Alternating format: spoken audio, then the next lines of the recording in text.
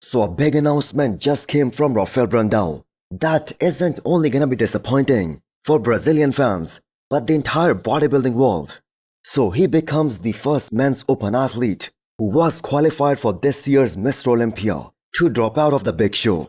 So this is the second time in the last 3 years where Brandao has decided to skip the Olympia. And if we look at some of the pictures posted by him about a week back, it was crystal clear that he would not have made it to this year's Olympia at his all-time best.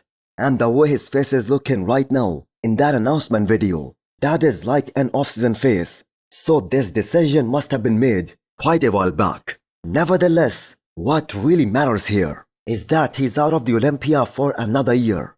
And that is a top 10 Olympian based on his last showing. So Rafael Brandao getting sick earlier this year and not being able to go through a proper off-season, that is the major contributing factor towards this decision. The fact is, for so many months, he was forced to cut back in terms of the food and the calorie intake. And not just that, his training also got affected. And we have seen Brandao's career. He simply isn't a guy who can gain muscles and mass in just a few months. He needs a full year to make some very noticeable improvements to put on some solid muscle mass. So the last time he took a full year off, that was back in 2023.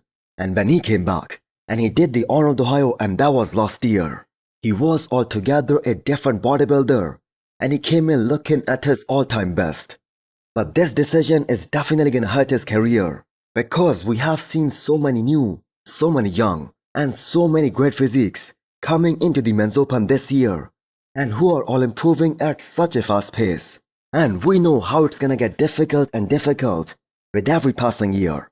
So representing his country at the Olympia stage, that has been a big honor for Rafael Brandao. But the expectations that him and also his fans that they have set up, they are pretty damn high.